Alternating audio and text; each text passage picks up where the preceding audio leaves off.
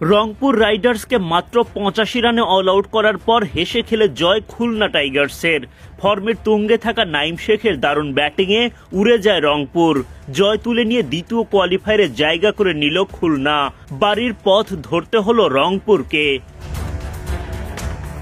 মাত্র 86 রানের লক্ষ্যে ব্যাটিংয়ে নেমে ইনিংসের প্রথম ওভারেই উইকেট হারান মেহেদী হাসান মিরাজ। মিরাজের আউটের পর দলের হাল ধরেন নাইম শেখ।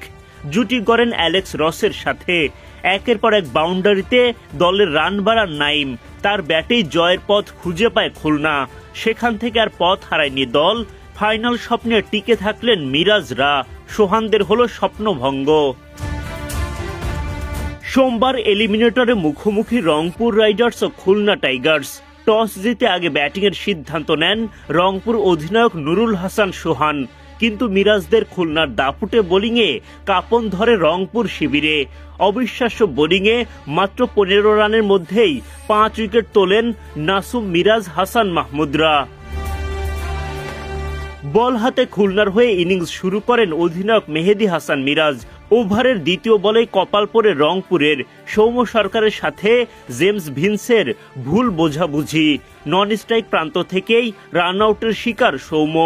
রানের খাতা খোলা তো দূরে থাক, কোনো বল মোকাবিলা না করেই বিদায় সরকারের।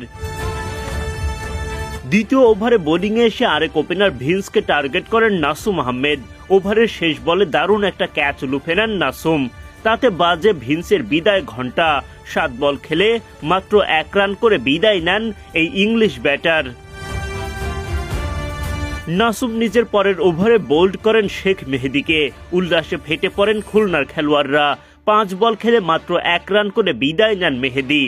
এরপর মেহেদী হাসান মিরাজকে উড়িয়ে মারতে যান সাইফ হাসান, কিন্তু সীমানা পার করতে পারেননি। তার আগেই ধরা পড়েন মোহাম্মদ নওয়াজের হাতে। 10 বল খেলে মাত্র 4 রান করে ফেরেন সাইফ।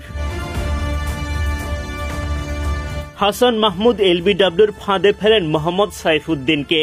8 বলে 8 রান করে ফেরেন সাইফুদ্দিন। টিম ডেভিডও আশার আলো দেখাতে পারেননি। নাসুমের শিকার হয়ে মাত্র 7 রান করতে পারেন তিনি। বড় আশা নিয়ে এসেও ব্যর্থ আন্দ্রে রাসেল। নওয়াজের বলে বোল্ড হয়ে 4 রানের বেশি করতে পারেননি। এভাবে একের পর এক উইকেট হারিয়ে মামুলি পুঁজিতেই শেষ হয় রংপুরের ব্যাটিং ইনিংস।